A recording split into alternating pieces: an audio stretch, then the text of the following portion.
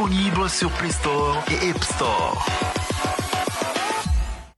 L'information est le meilleur carburant pour faire fonctionner les machines pour un développement durable. La photographie de l'actualité, c'est aussi sur siaminfo.com, notre plateforme dynamique. Bonsoir, bienvenue dans ce nouveau rendez-vous hebdomadaire de Tour d'Europe. Une qualification pour la Coupe du Monde en 2026 vient rapidement au mois de mars. Ça va nous permettre, si ils arrivent à achever le stade du 28 septembre. Mais ça lui permettrait de se frotter à des très grands joueurs, l'un des meilleurs au monde.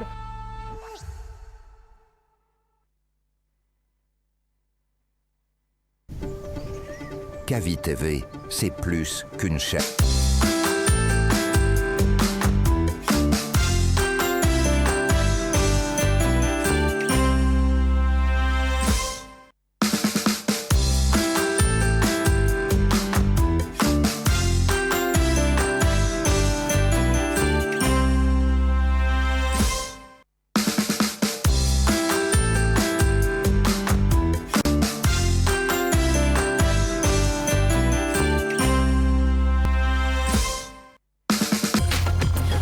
Bonsoir ou bonjour, mesdames et messieurs, tout dépendra de votre position géographique. Bienvenue ce soir encore dans votre émission Le Bureau du Prof, l'unique émission éducative qui vous donne la possibilité et l'opportunité de plonger et de voguer dans les méandres de l'école de la République. Nous vous aidons à comprendre des sujets relatifs à l'éducation, des questions pertinentes.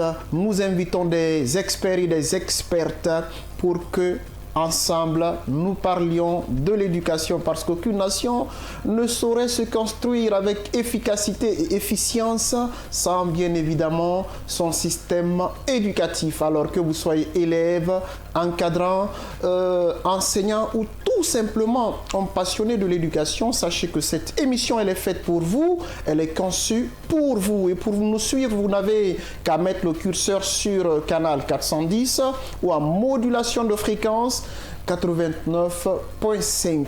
Encore une fois, bienvenue au bureau du prof. Et comme tous les soirs, je suis accompagné de mes chroniqueurs. Aujourd'hui, un seul chroniqueur, l'autre il est absent. Monsieur Bangoura, bonsoir. Bonsoir El Professeur, bonsoir également à mon voisin de côté de Symphonia, le concepteur de Mago Education. Tout à fait. Mais rapidement, un coup de colère parce que nous parlons ici chaque fois, à chaque occasion, des sujets d'éducation. Et je pense que quand on prend l'éducation, c'est un concept très vaste, bien que nous nous accentuons directement sur l'éducation scolaire. C'est une situation sur la circulation guinéenne, moi qui m'accœure un peu, parce qu'on trouve sur cette circulation deux joueurs très pétris de talent, je le dis comme ça, et qui sont, disons, le tricycliste et le conducteur de camion, et qui sont ces victimes de leurs mauvaises attitudes sur la circulation guinéenne. Ce sont les motards. Il suffit seulement que le tricycliste heurte le motard, c'est-à-dire pour donner la passe à son conducteur de citerne, en tout cas qui heurte la vie de beaucoup de jeunes. Vous vous souvenez il y a eu un accident du côté de l'Ansania où un conducteur de camion citerne en tout cas a quitté la route pour aller heurter un groupe de jeunes qui sont partis à l'âge de fleurs. Je pense que c'est une situation qui mérite d'être corrigée. Oui, tout à fait, une situation qui mérite d'être corrigée. Et ce soir, nous avons comme invité M. Mazougou Goepogi. C'est un nom qui n'est pas assez facile à prononcer, mais je suis en train de m'y habituer. En fin connaisseur de la technologie, on va parler de technologie, de la pédagogie. Avec lui, il est le concepteur de Mago Education qui aide non seulement les enseignants, mais aussi les élèves à comprendre leurs cours, à les parfaire, à les perfectionner. En un seul clic. Bonsoir, monsieur Mago Education. Bonsoir, monsieur Paris. Bonsoir à vos millions d'auditeurs. Je sais que mon nom est difficile, mais je parviens quand même à pouvoir bien prononcer mon nom et ça, j'ai aimé. Merci beaucoup. Parfait. Alors, en tout cas, c'est un plaisir de vous avoir à nouveau au bureau du prof. Eh bien, comme vous le savez, savez, le bureau du prof, c'est aussi cette capsule didactique, cette capsule qui nous aide à comprendre certaines subtilités de la langue française. Puisque nous sommes dans un pays francophone, donc il est tout à fait évident que l'on maîtrise certains paramètres, certains compartiments de cette langue qui est notre langue professionnelle. Alors aujourd'hui, nous allons rapidement nous intéresser au mot encre qui s'écrit avec E-N-C-R-E, encre avec A-N-C-R-E. On les appelle en langue française des paronymes. Ce sont des mots, c'est-à-dire que l'on peut orthographier à peu près de la même manière. La différence peut se situer au niveau d'une lettre, par exemple. Alors, le premier encre, là, c'est l'encre que vous connaissez. Il faut préciser que c'est un nom féminin, l'encre du stylo. Voilà, quand il y a l'encre, par exemple, il y a même des encriers quelque part où on peut mettre la plume, écrire. Ou les stylos que vous avez, quand le tube, il y a l'encre, ça nous sert pour que nous puissions rédiger. Et l'autre encre, c'est quoi? A-N-C-R-E, c'est un instrument qui nous aide à immobiliser, par exemple, une barque, une pirogue ou bien un navire. C'est pourquoi parfois on dit jeter l'ancre ou bien lever l'ancre. Le bateau a levé l'ancre. Quand on dit que le bateau a levé l'ancre, n'écrivez pas encre avec E-N. Ça veut dire tout simplement que le bateau a bougé ou le bateau a jeté l'ancre. Là, c'est pour l'immobiliser. L'encre là, il faut l'écrire avec A-N-C-R-E, mesdames et messieurs. Alors, on va aussi parler de l'emploi des majuscules parce que parfois dans les rédactions, on constate qu'il y a des emplois de majuscules là où il n'en faut vraiment pas. Alors, il y a ce qu'on appelle par exemple les majuscules de déférence. Lorsque nous voulons par exemple nous adresser à un supérieur, parce que là on va parler de l'administration par exemple, à un chef hiérarchique, notamment un directeur, voire un ministre, un président de la République. Le mot président, il faudrait que nous l'orthographions à l'initiale avec un P majuscule. C'est ce qu'on appelle bien entendu majuscule de déférence. Ou bien vous voulez par exemple vous adresser à votre directeur, monsieur le directeur, le D, la lettre initiale, le D doit être en lettre capitale, en lettre majuscule. C'est ce qu'on appelle bien évidemment des majuscules de déférence. Mesdames et messieurs, il faut y veiller. La langue française, elle est très complexe, très pointueuse, des aspects des détails qui nous échappent parfois, pourtant c'est important. Alors rapidement, on va nous intéresser aussi au féminin. C'est une question d'un auditeur, il nous demande c'est quoi le féminin de nouveau-né? Alors c'est très simple, lorsqu'on prend le mot composé nouveau-né, le féminin, lorsque nous prenons nouveau employé de façon adverbiale, il reste invariable. On dira la nouveau-né. Né, en ce moment, on mettra E accent aigu, E muet. Mais quand il est employé, quand le mot nouveau est employé de façon adjectivale, parce que le premier, c'est adverbial, pas d'accord, mais quand c'est de façon adjectivale, là, il y a accord. On peut dire la nouvelle née, mesdames et messieurs. Et rapidement, nous allons parler, on enchaîne avec l'expression du jour qui nous dit ceci: battre quelqu'un à plate couture, c'est-à-dire c'est de battre l'intéressé de tous les côtés. Voilà, par exemple, la Côte d'Ivoire battra à plate couture son adversaire. J'espère que vous avez pris bonne note et vous en ferez éventuellement bon usage.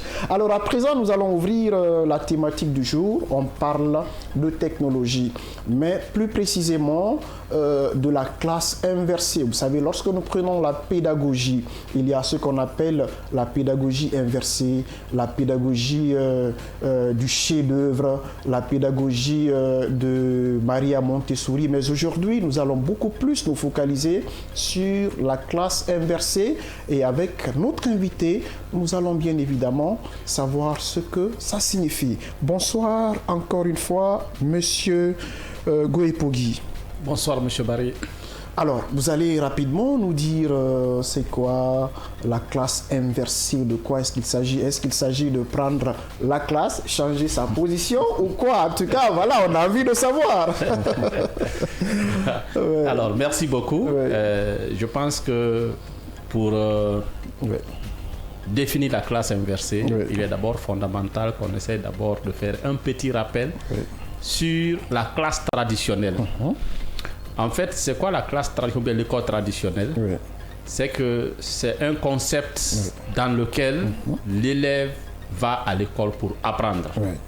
Ok. Et il s'est avéré que de nos jours, l'enseignant n'est plus le centre de gravité du savoir.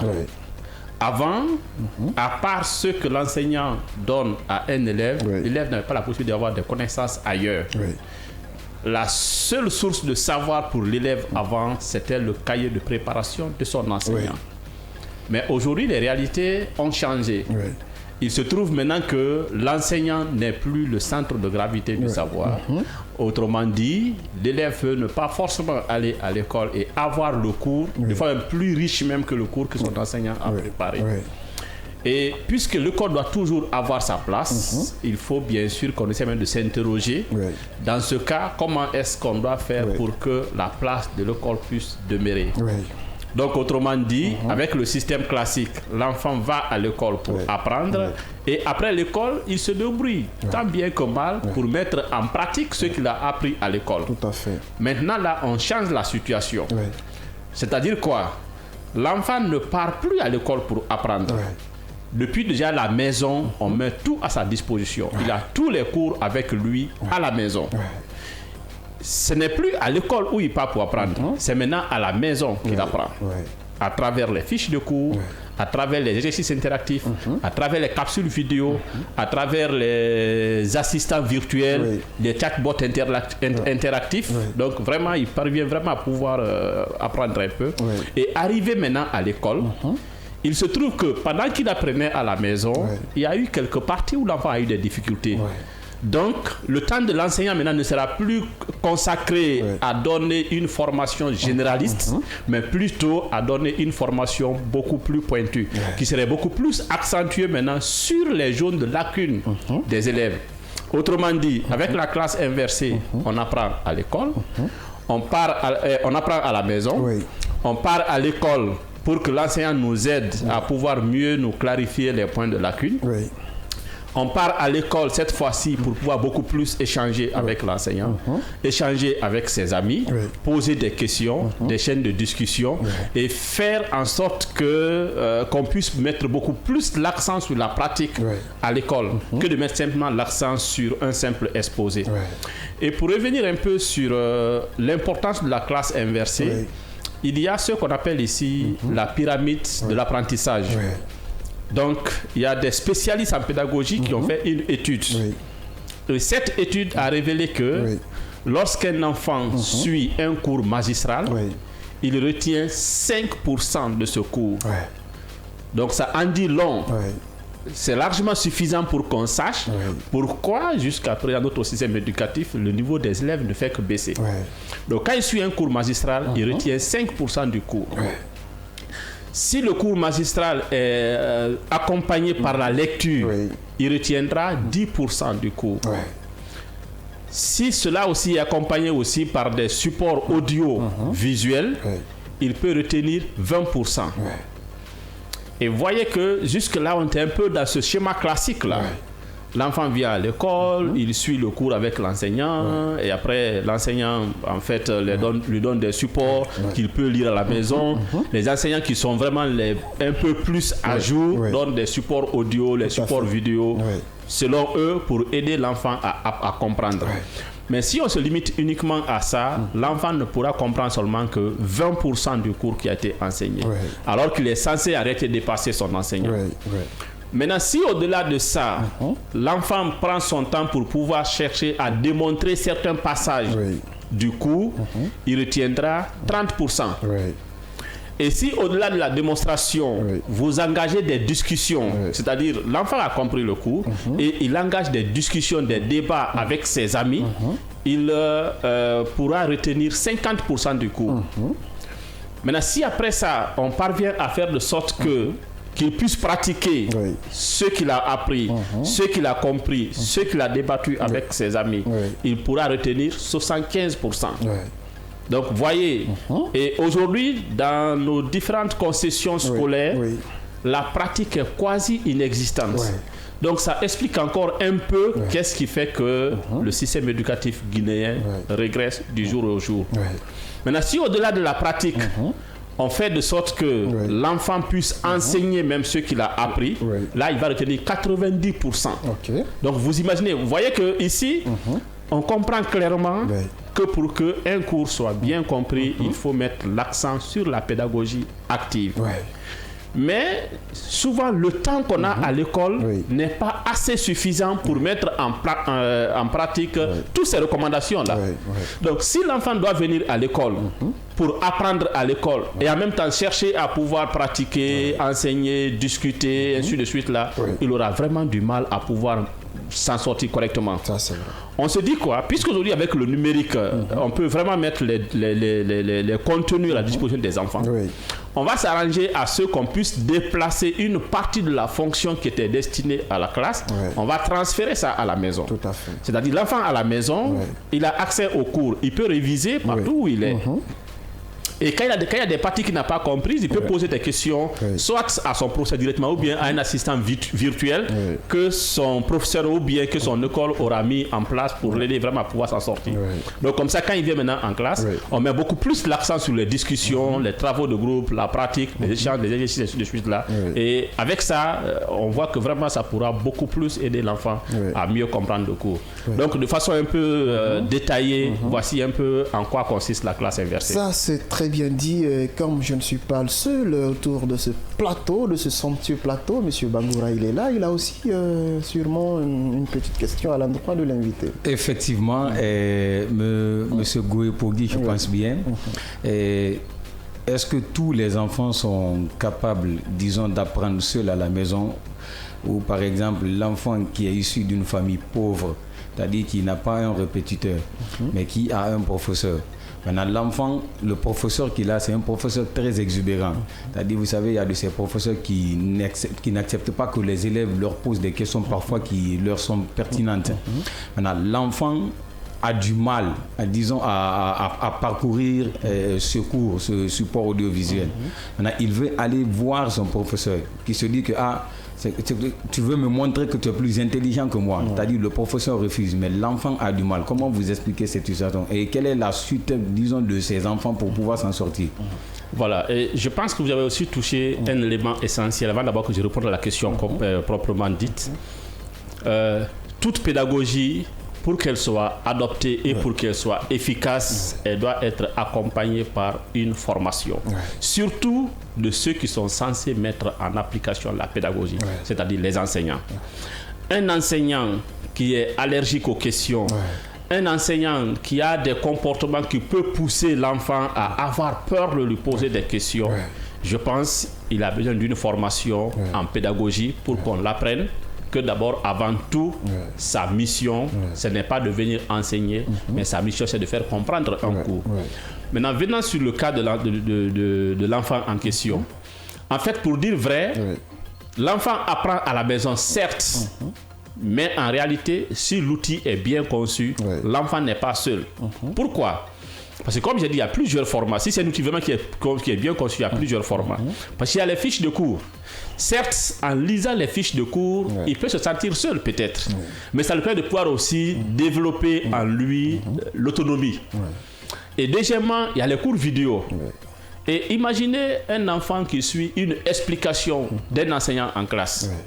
Quand l'enseignant finit d'expliquer, c'est beaucoup plus difficile de dire à l'enseignant de revenir sur ce qu'il a dit que de faire rejouer la vidéo autant de fois que tu veux. Donc je me dis que là-bas, l'enfant n'est pas seul. Parce qu'avec une vidéo, il peut mettre pause, rejouer, il peut jouer ça autant de fois qu'il veut.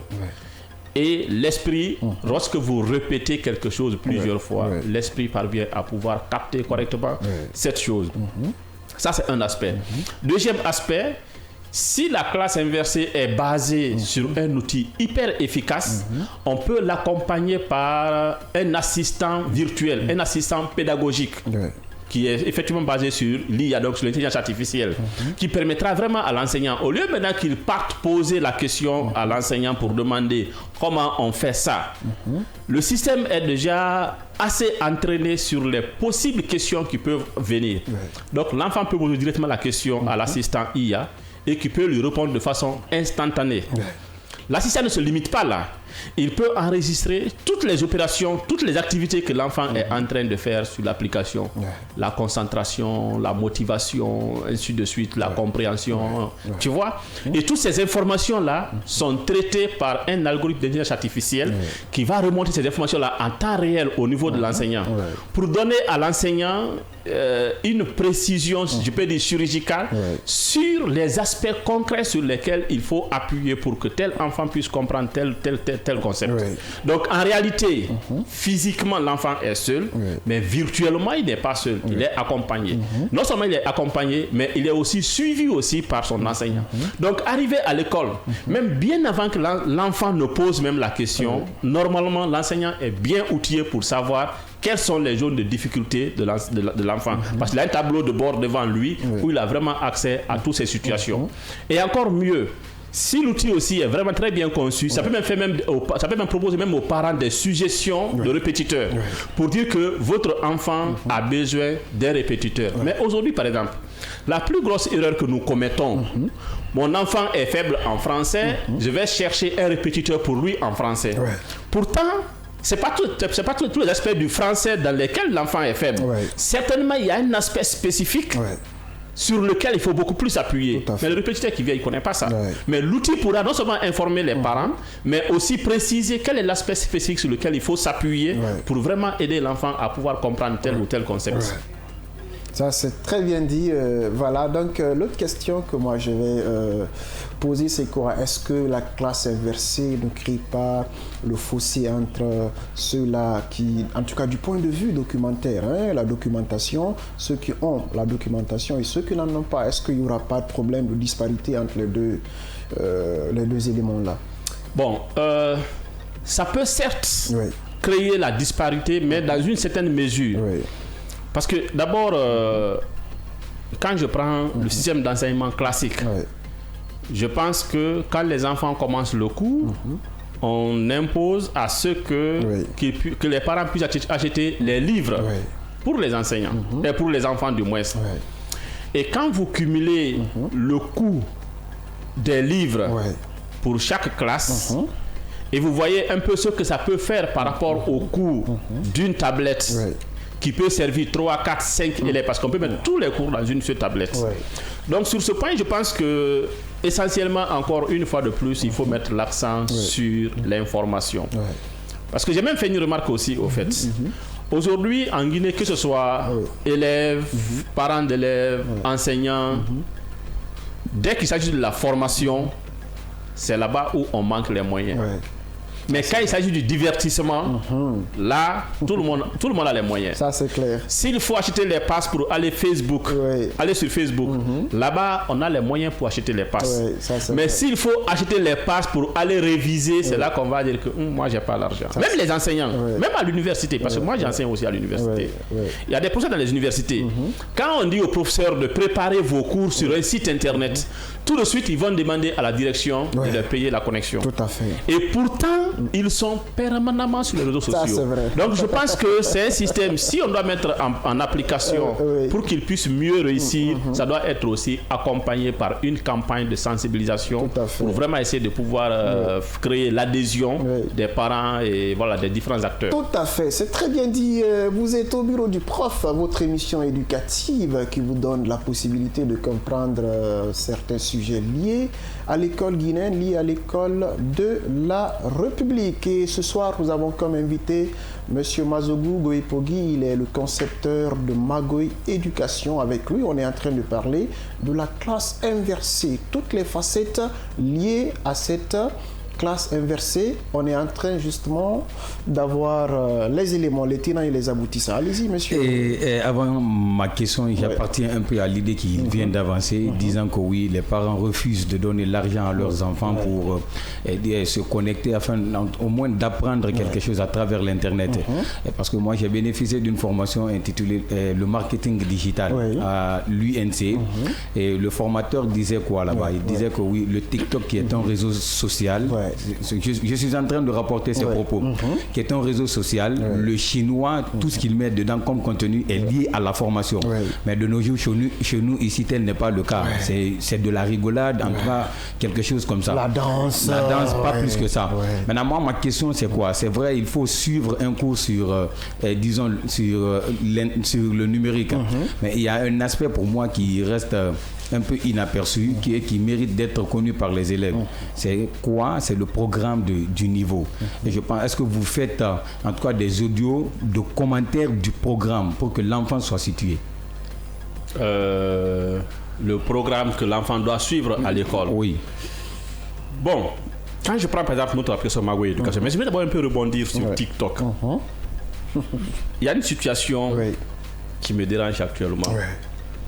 Lorsque vous sortez de la Guinée, vous allez soit à l'Occident, ainsi de suite, vous discutez avec les spécialistes de l'économie, ainsi de suite, tout le monde est convaincu que l'avenir de l'humanité va se jouer en Afrique. Tout le monde est convaincu de ça. Maintenant, quel est le combat principal? Il faut faire tout. Bon, quel est notre combat? Il faut que nous évitions que l'avenir de l'humanité se joue en Afrique sans les Africains. Ça, c'est vrai. Malheureusement, c'est ce à quoi nous sommes en train d'assister. Vous prenez TikTok, je ne sais pas si vous êtes informé, il y a 2 versions de TikTok. Il y a la version chinoise, il y a la version non chinoise. Il y a 2 versions de TikTok.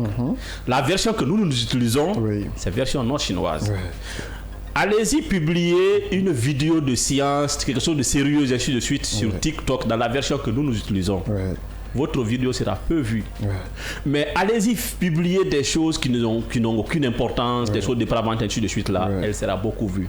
C'est fait à dessein. Il faut faire occuper les jeunes des autres nations sur des futilités afin que nos enfants puissent être concentrés sur les choses essentielles. Parce que eux, ils ont une vision, c'est de dominer le monde. La version chinoise de TikTok, tu mets une vidéo de dépravante, ainsi de suite, là, elle ne sera même pas vue. Donc, ce qui fait qu'aujourd'hui, quand vous prenez un Chinois, un enfant chinois, vous lui posez la question, parce qu'il y a eu quand même une étude sur ça, je ne sais pas si c'était aux États-Unis ou bien en France, il y a eu un groupe de chercheurs qui ont fait, qui a fait une étude sur ça. Ils ont pris 2 groupes d'enfants. Un enfant exposé à la version non chinoise de TikTok pendant un long moment et un groupe d'enfants exposé à la version chinoise pendant un long moment. Après la période d'essai, on a posé la question aux 2 groupes d'enfants. Le groupe d'enfants exposé à la version chinoise non TikTok, quand on les a demandé qu'est-ce que vous voulez être demain, je vais être footballeur, je vais être artiste, je vais être comédien, je vais être TikToker, je vais être influenceur. Ça, c'est la vision des enfants qui ont été exposés à la version non chinoise de TikTok. Les enfants qui ont été exposés à la version chinoise de TikTok, eux, quand on les a demandé, je vais être un grand ingénieur, je vais être astronaute, je vais être ceci. Donc, eux, tu vois un peu quoi. Donc, ça fait qu'on a carrément 2 mondes avec 2 visions différentes. Ça, c'est vrai. Donc vraiment, c'est pourquoi souvent je ne cesse d'appeler les autorités sur ce point. Il faut vraiment que dans les cours de CM, qu'il y ait vraiment un cours qui est lié à l'hygiène numérique. Quelles sont les conduites responsables qu'il faut tenir sur les réseaux sociaux. C'est pas pour rien qu'aux États-Unis, à un moment donné, on a voulu interdire TikTok. Parce qu'on a vu que c'était dangereux pour la jeunesse américaine. Et malheureusement, la jeunesse africaine est vraiment laissée pour compte. Est vraiment laissée pour compte, ça malheureusement. Je suis resté à développer, j'ai oublié votre question. Vous pouvez revenir sur la question, s'il vous plaît? Bien avant de refiler votre question, c'est tellement intéressant là. On va rappeler le numéro du standard parce que l'émission elle est aussi interactive. Les auditeurs et les téléspectateurs peuvent nous appeler via le numéro du standard, le 629 95 67 2 fois, le 629 95 67 67. Appelez-nous, participez à l'émission. On a besoin de votre touche contributive. On a comme invité ce soir Monsieur Mazougou Goepogui. Avec lui, on est en train de parler de la classe inversée. Allez-y, monsieur. Je disais, c'est vrai, il est bon d'avoir des cours à travers le numérique, mais imaginez un peu ces enfants qui ont une mobilité réduite, qui ne peuvent pas aller à l'école. Maintenant, est-ce que, je disais, est-ce que vous faites des audios sur le commentaire du programme? Parce que je pense que l'enfant doit être situé. Dès que le professeur touche tel chapitre, il se dit, et en tout cas, il expose toutes les connaissances déjà apprises à travers son téléphone. Voilà, ça fait effectivement partie aussi des formations que les enseignants aussi doivent suivre.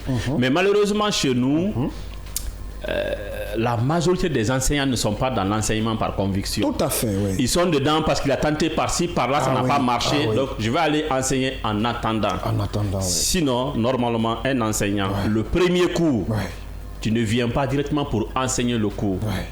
Tu présentes le programme. Tout à fait. Quelles sont les différentes parties qui doivent être enseignées. Et chaque chapitre, quel est l'objectif final.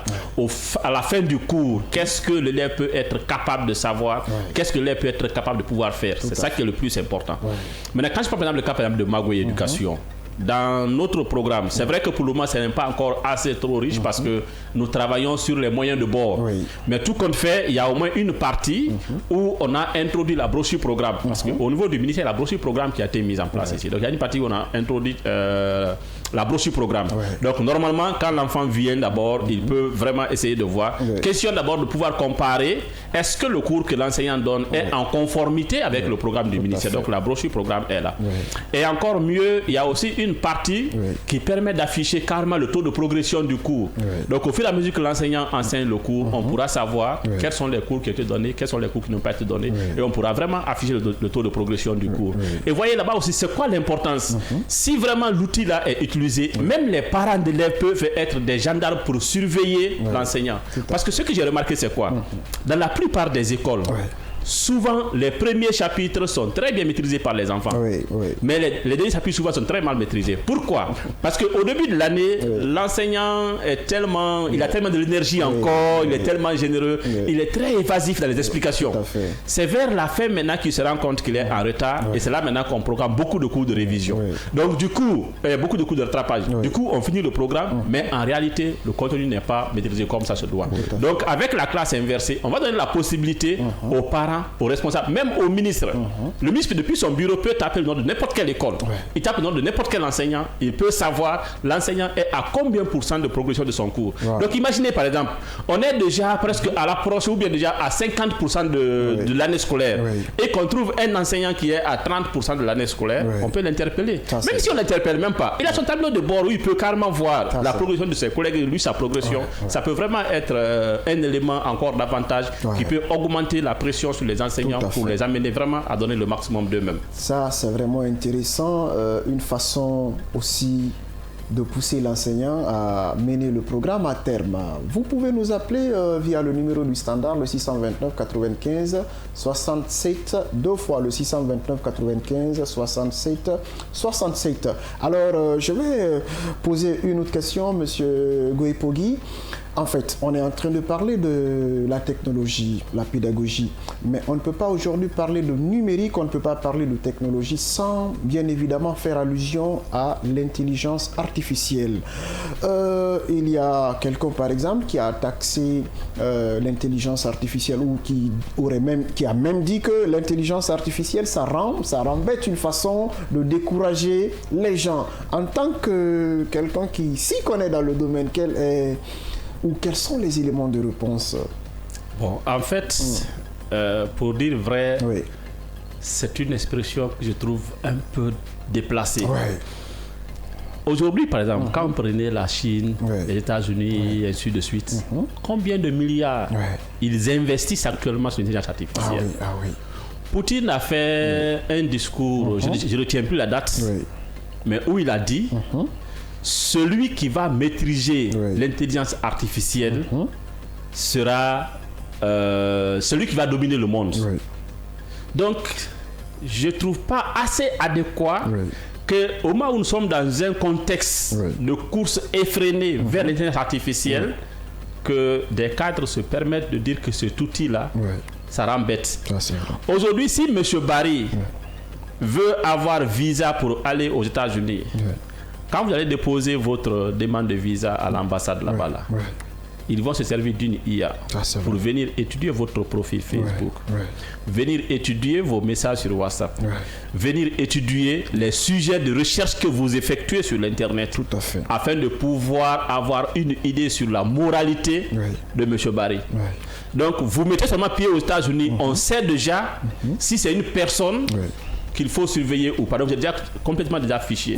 Alors, est-ce qu'un tel outil, on peut qualifier que cet outil-là, ça rend bête? Non, pas du tout. Mais je comprends un peu le contexte aussi. Je comprends le contexte. On m'a dit que le papa de Weye, l'ancien ministre de... C'est pas Poste Télécommunications. Oui, bien sûr. Weye Guilavogui. Son papa, Kawala Massa, il a marché à pied de Massanta jusqu'à Kindia. Maintenant, si vous dites à ce vieux-là, paix à son âme, si vous dites à ce vieux-là qu'aujourd'hui, les enfants, même pour marcher à pied d'ici à Matoto, ils prennent taxi, il va dire quoi? Que la voiture rend les gens paresseux. Donc, en fait, quand j'ai écouté que l'IA rend bête, je me suis mis un peu à la place de ce vieux qui pense que prendre la voiture pour quitter Matoto, Anta, ça rend paresseux. Oui, ça c'est vrai. C'est vrai dans son contexte. Mais dans d'autres contextes, c'est pas trop vrai.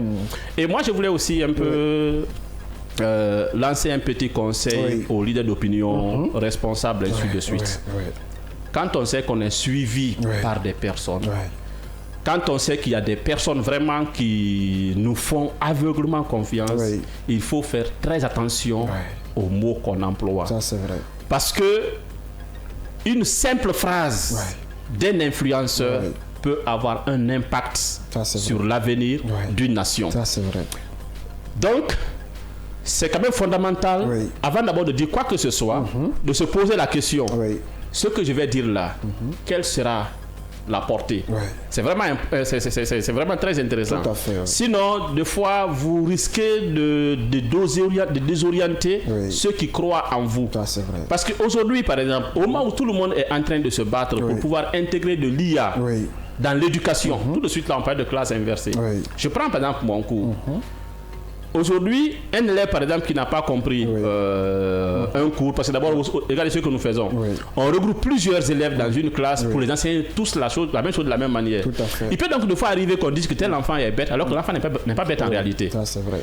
Mais c'est la période qui n'est pas adaptée. Mais est-ce qu'un enseignant, un humain, a la possibilité de pouvoir enseigner tous les élèves en tenant compte du cas spécifique de chaque élève? Il ne peut pas. Mais avec un outil IA qui est bien conçu, même un élève qui est considéré comme étant le plus têtu de la classe peut passer du plus têtu de la classe à un génie. Ça, c'est vrai. Alors, dans ce cadre-là, moi, la question que je me pose, entre celui qui utilise l'IA et celui qui n'utilise pas l'IA, qui est bête? Ça, c'est un aspect. Deuxième aspect, il y a un jeune qui travaillait avec moi. Il a fait chimie à Gamal. Je préfère taire son nom. Il a postulé pour un emploi. Il a fait chimie. Il a postulé pour un emploi où on recrutait un ingénieur informaticien. Il n'est pas ingénieur informaticien. Mais quand il a fini, puisqu'il était beaucoup plus passionné par la programmation, à travers l'IA, aujourd'hui, au moment où je vous parle, il maîtrise l'informatique mieux que moi. Au moment où je vous parle, il maîtrise la programmation mieux que beaucoup de personnes qui ont fait génie informatique. Il a fait un concours avec une grande boîte du pays. Il a été le seul retenu après le concours. Il a été même retenu comme étant responsable même de la boîte en question. Est-ce que lui vous dira que l'Internet, l'IA rend bête? C'est l'IA qui lui a permis de pouvoir occuper ce poste-là. Tout à fait, tout à fait. Il y a un jeune que j'ai recruté chez moi, à Magoué.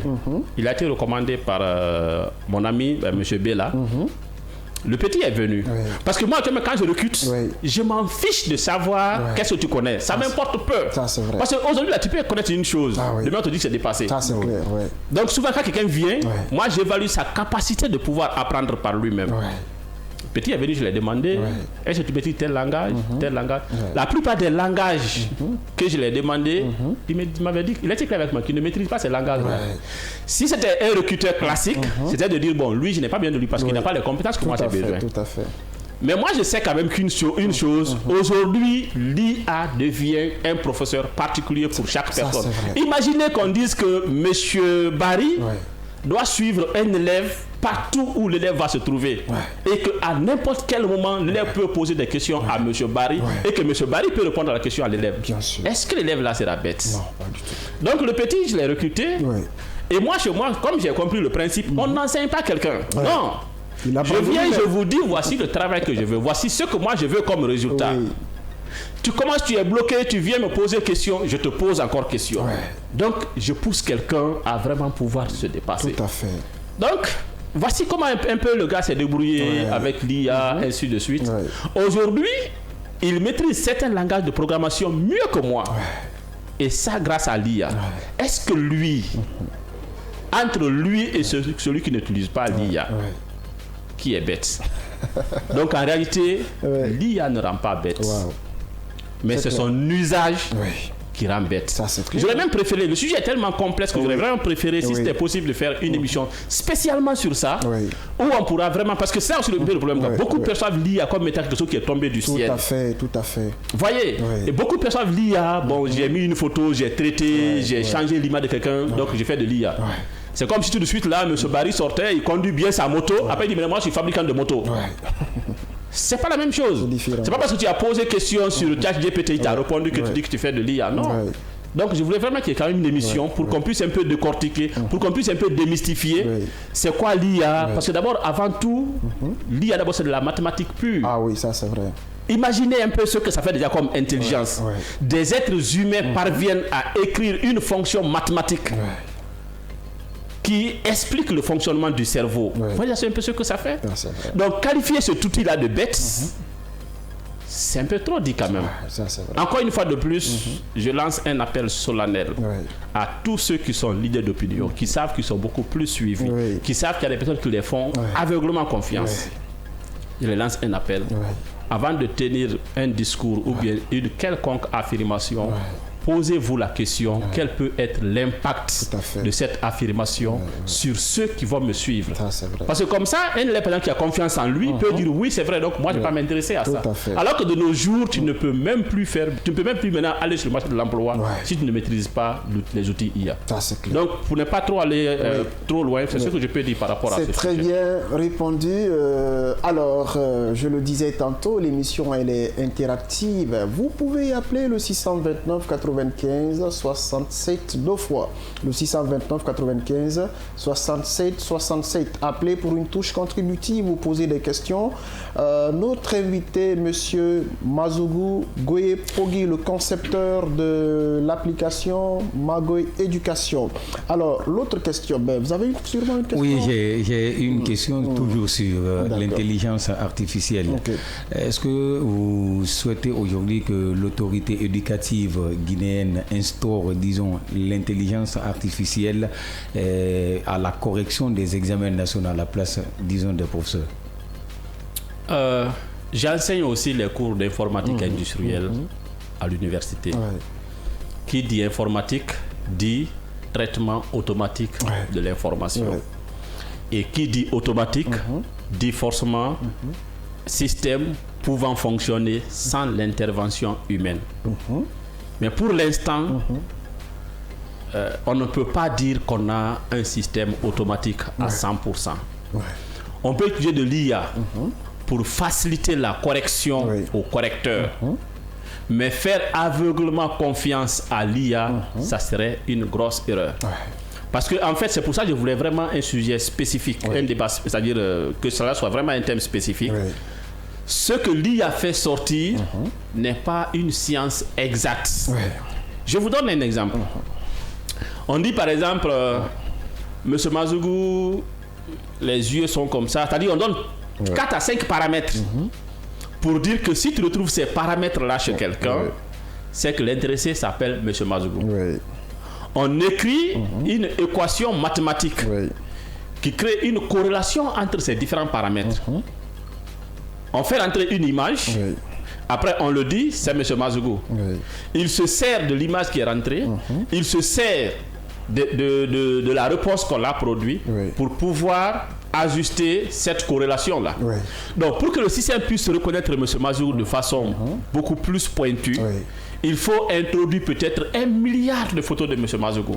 Mais même avec ça, ce que le système va sortir comme réponse n'est pas une réponse exacte. C'est une réponse un peu basée sur la probabilité.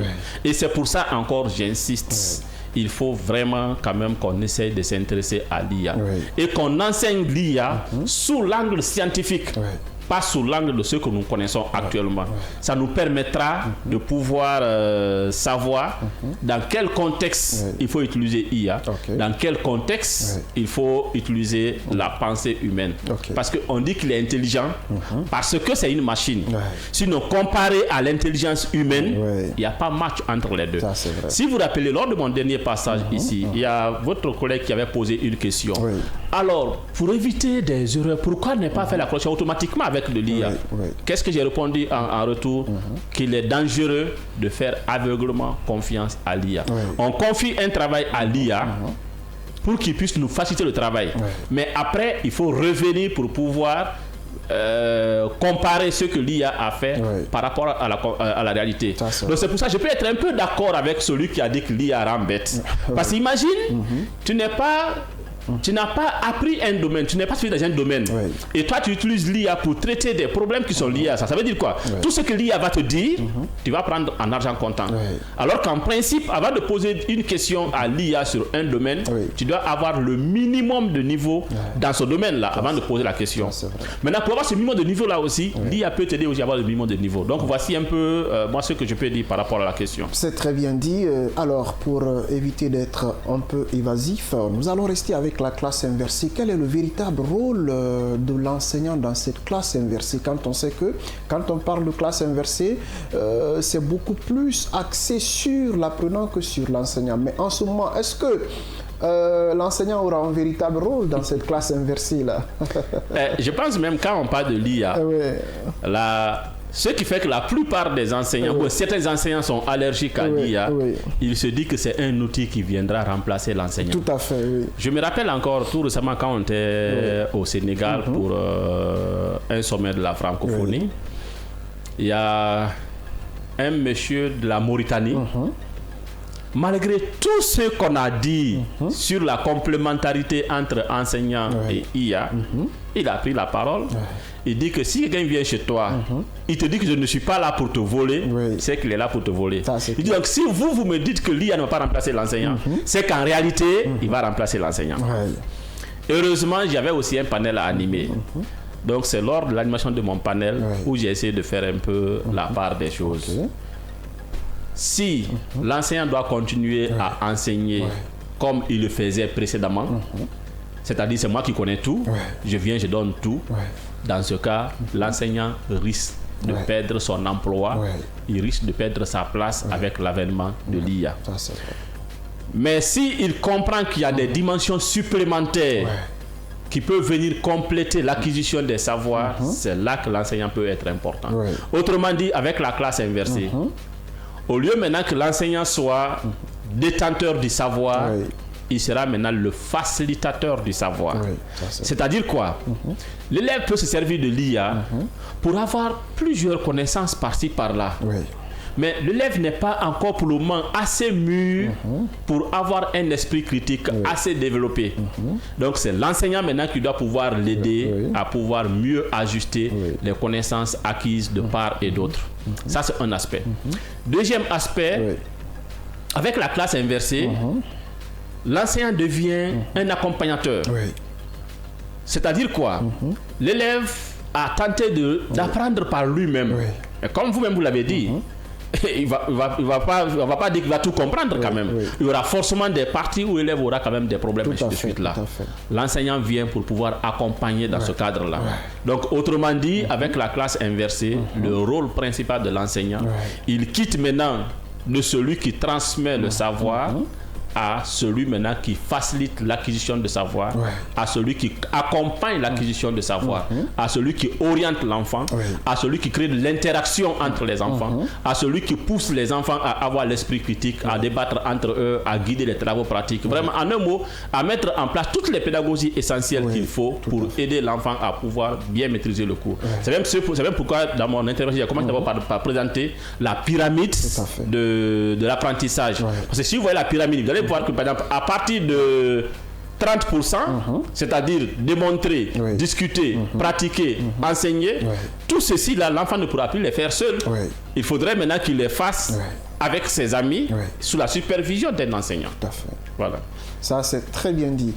Avant de revenir à M. Bangoura, est-ce que cette classe inversée est beaucoup plus adaptée à l'Afrique ou plus particulièrement à la Guinée, quand on sait qu'on a parfois des problèmes de connexion et tout? Est-ce que c'est bien adapté à notre contexte? Bon, je peux répondre à la question par oui et non. D'accord. On m'enseigne ça en philosophie. Moi, je pensais que devant une question, il n'y a que le oui ou le non. Mais mon prof m'a dit il y a des questions où il y a le oui et non. Moi, je répondrai à la question. Pardon, répète la question. Voilà, la classe inversée. Est-ce que c'est adapté? Voilà. Donc, en fait, la classe inversée en tant que telle n'a pas de problème d'adaptation. Tout à fait. Mais c'est l'outil qu'on utilise pour la classe inversée qui va poser problème. Tout à fait. Et c'est effectivement le gros problème qu'on a chez nous, dans notre système éducatif. Depuis déjà au temps du ministre Kourouma, on a parlé de combien de projets de digitalisation. Mais jusqu'à présent, ces projets-là vraiment ont du mal à pouvoir fournir le résultat escompté. Pourquoi? Parce qu'en fait, on envoie des outils qu'on utilise parfois qui ne sont pas assez adaptés à notre contexte. Donc, pour répondre à votre question, si l'outil qui a été conçu pour mettre en place la classe inversée n'a pas été conçu conformément aux réalités de l'Afrique ou bien de la Guinée, il en va de soi que l'outil ne sera pas adapté. Ça, c'est très Mais bien. si l'outil a été vraiment conçu conformément aux réalités, conformément à l'expérience vécue sur le terrain, il sera quand même forcément adapté au contexte africain, au contexte guinéen. C'est très Parce bien. que le gros problème aussi qu'on a au niveau de l'informatique, généralement vous avez des informaticiens qui développent des outils pédagogiques, mais eux-mêmes ils n'enseignent pas. Donc avec cette situation, c'est pas évident que ça puisse vraiment être mieux adapté. Donc mettre l'accent sur les solutions locales et qui sont développées de concert avec les enseignants. C'est très bien dit. La radio, c'est l'heure et les bonnes sauces ne durent pas dans les marmites. Monsieur Mazougoui, quel est en une minute l'appel que vous avez à lancer pour que les gens s'intéressent à la classe inversée? En une minute. L'appel que j'ai à lancer, en fait, c'est que nous sommes obligés de changer nos méthodes pédagogiques si nous voulons que l'école puisse avoir de la valeur. À partir du moment où les élèves sont déjà capables d'avoir des cours en dehors de la classe, on doit mettre le temps mis à la classe à profit pour faire beaucoup plus de travaux pratiques, beaucoup plus d'exercices, beaucoup plus d'interactions et pousser les élèves à enseigner même. C'est pour ça, à Mago, notre slogan, c'est quoi? C'est étudier, pratiquer et enseigner. C'est très bien dit, étudier, pratiquer et enseigner. Monsieur Bangoura, ça a été un plaisir de partager ce numéro du jour aussi avec vous. Vraiment, merci beaucoup Mazougoui, on a encore beaucoup appris ce soir. Merci pour la masterclass.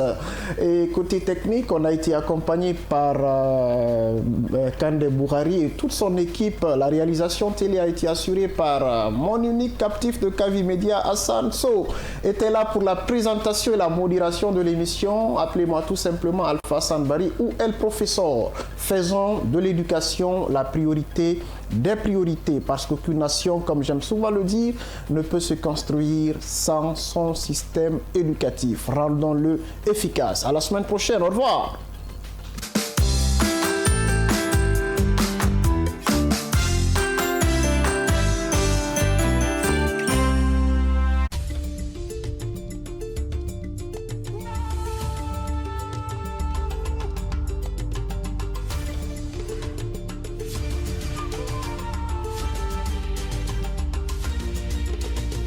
Kavi TV, la télé du développement. Bonsoir mesdames, mesdemoiselles et messieurs, chers téléspectateurs, bonsoir.